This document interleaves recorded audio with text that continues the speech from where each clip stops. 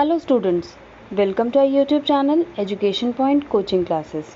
Students, today we are going to do worksheet number 29.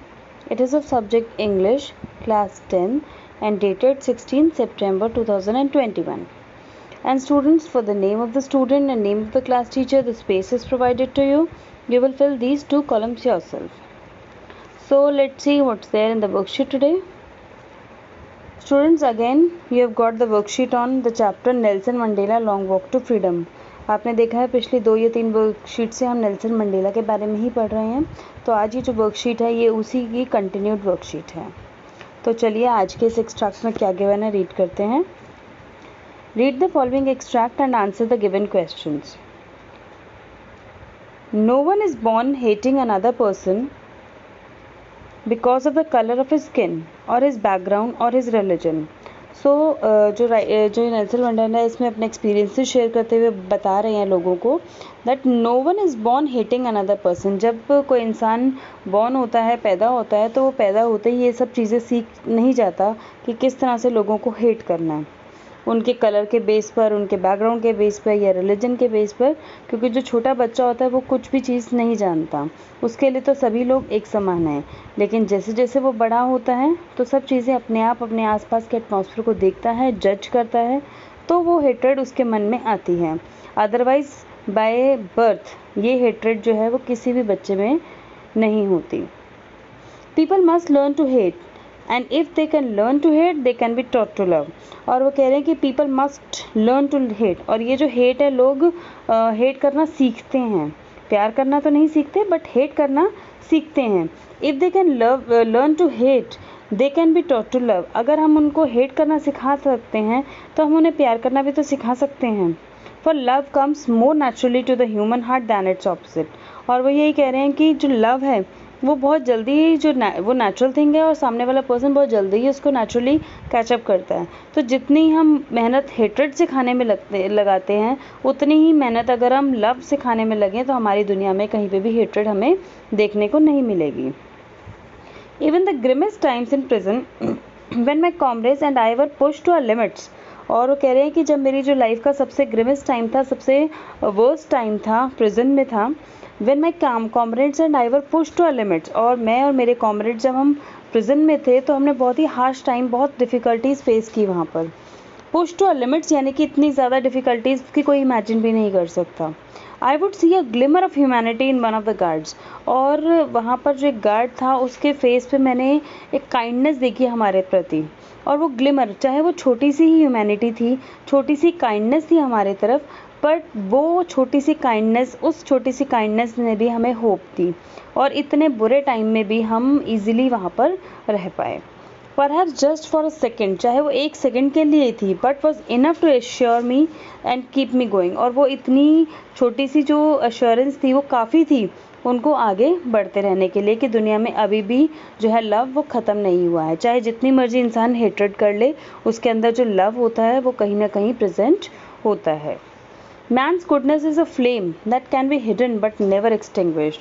तो man के अंदर जो गुडनेस का जो फ्लेम है वो हमेशा जलती रहती है. यानी कि हर एक इंसान जो है उसमें गुडनेस होती ही होती है, बट वो कोई बुझा नहीं सकता. वो हिडन तो हो सकती है लेकिन कोई उसको बुझा नहीं सकता. यानी कि अगर हम उसको लव के साथ नर्चर करेंगे तो वो फिर से हमारे सामने आ जाएगी. तो काइंडनेस जो है वो कभी भी ख़त्म नहीं होती. तो इस छोटे से एक्सट्रैक्ट में बस नेल्सन मंडेला यही बताने चाहते हैं, लव एंड हेट के बारे में बताया कि लव जो है वो नेचुरली अकर होता है और हेट्रेड जो है वो हम लाइफ में सीखते हैं. सो इट इज़ बेस्ट कि हम हेट्रेड ना सीख कर लव को अपनाएं, लव सीखें. ओके चलिए, आई होप ये आपको छोटा सा एक्सट्रैक्ट समझ में आ गया होगा बच्चों. चलिए आगे इससे रिलेटेड जो क्वेश्चंस हैं वो देखते हैं. From the options given below identify Nelson Mandela's tone in the extract. Nelson Mandela की टोन है क्या है, वो कैसे बात कर रहे हैं, उनका बिहेवियर कैसा है, स्केयर्ड है, ऑप्टिमिस्टिक है, एंग्शियस है, वरिड है. तो इस पॉइंट में जब उसने कहा कि वो गार्ड जो है उसकी एक काइंडनेस देखकर हमें पॉजिटिविटी आई, तो वो ऑप्टिमिस्टिक है, कहीं ना कहीं वो उनकी जो थिंकिंग है वो पॉजिटिव है. तो पॉजिटिविटी की टोन है इस एक्सट्रैक्ट में. Okay, so question number 2. Select the option which explains glimmer of humanity. Glimmer of humanity यानी कि ग्लिमर की ह्यूमैनिटी की एक जो काइंडनेस की जो थोड़ी सी फ्लेम जो उसने देखी। Imprisoning Nelson Mandela for fighting against discrimination. Nelson Mandela को इम्प्रिजन करना फाइटिंग अगेंस्ट डिस्क्रिमिनेशन, ये है glimmer of humanity. Disliking people because of their colour, लोगों को डिसलाइक करना उनके कलर, बैकग्राउंड या रिलीजन के बेस पर। Kindness is one of the guards in prison even for a second. और teaching people how to hate each other, या लोगों को टीच करता है हेट करना एक दूसरे के प्रति नहीं। तो इसका जो करेक्ट ऑप्शन है वो है बच्चों C part, kindness in one of the guards in prison even if for a second. जो काइंडनेस थी गार्ड के चेहरे पर, चाहे वो एक सेकेंड के लिए थी, that was a glimmer of humanity. Okay, next question number 3, which of the following options is not a synonym of extinguished. Extinguished होता है मीनिंग बुझ जाना कोई चीज़, ठीक है। यहाँ पर इसका ऑपोजिट सिनोनिम होता है सिमिलर मीनिंग, कौन सा नहीं है। तो यहाँ पर 3 आपके सिमिलर मीनिंग्स है, एक डिफरेंट मीनिंग है। तो lighted, blown out, doused, put out. तो ये जो बच्चों हैं आपके जो लास्ट के 3 हैं, इन तीनों का मीनिंग होता है एक्सटिंग्विश्ड, कहीं ना कहीं बुझ जाना या फेड आउट हो जाना। लाइटेड होता है जलना, तो एक्सटिंग्विश्ड का ऑपोजिट है लाइटेड। तो हमारा जो करेक्ट ऑप्शन होगा वो होगा ए पार्ट, लाइटेड। क्लियर। चलिए बढ़ते हैं क्वेश्चन नंबर 4 की तरफ। What does Nelson Mandela mean when he says for love comes more naturally to the human heart than its opposite, कि जो लव है वो नेचुरली अकर होता है ह्यूमन हार्ट की तरफ, ना कि जो हेट्रेड है वो नेचुरली अकर होती है। तो it is natural to love then hate, ये नेचुरल है। हेट जो लव जो इंसान को जो प्यार करता है वो नेचुरल है हेट्रेड से। If people can be taught to hate they can also be taught to love. अगर जो लोगों को हेट करना सिखाया जा सकता है तो उनको लव करना भी सिखाया जाता है। तो इस एक्सट्रैक्ट में लव के बारे में नेल्सन मंडेला क्या कहना चाहते हैं, नीदर ए और बी, ना तो ए ना तो बी, या बोथ ए एंड बी। तो इसका जो करेक्ट ऑप्शन होगा वो होगा हमारा बोथ ए एंड बी, क्योंकि नेल्सन मंडेला बताना चाह रहे हैं कि जो लव है वो नेचुरली हमारे पास आता है। और दूसरा, अगर हम लोगों को हेट करना सिखा सकते हैं तो हम उनको लव करना भी सिखा सकते हैं। तो ये नेल्सन मंडेला अपने एक्सट्रैक्ट में यही दोनों चीज़ें बता रहे हैं। ओके, तो चलिए बढ़ते हैं आगे की तरफ, दैट इज़ क्वेश्चन नंबर 5।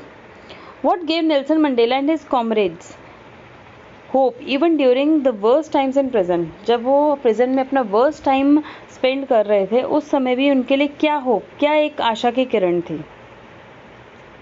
तो इसका आंसर देखेंगे, Nelson Mandela was imprisoned because he raised his voice against apartheid movement. Nelson Mandela जो है वो जेल में थे, इम्प्रिजन्ड थे, क्यों? क्योंकि उन्होंने अपार्थाइड मूवमेंट के अगेंस्ट अपनी वॉइस रेज की थी। He wanted equality and freedom for everyone, वो सभी के लिए इक्वालिटी और फ्रीडम चाहते थे।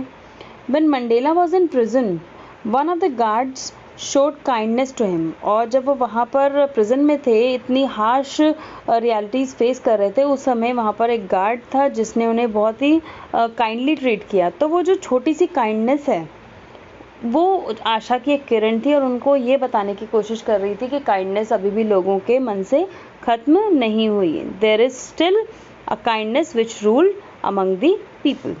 तो यही जो काइंडनेस थी, this kindness gave him hope to move ahead. तो यही काइंडनेस ने उनको आगे बढ़ते रहने के लिए एक होप दी।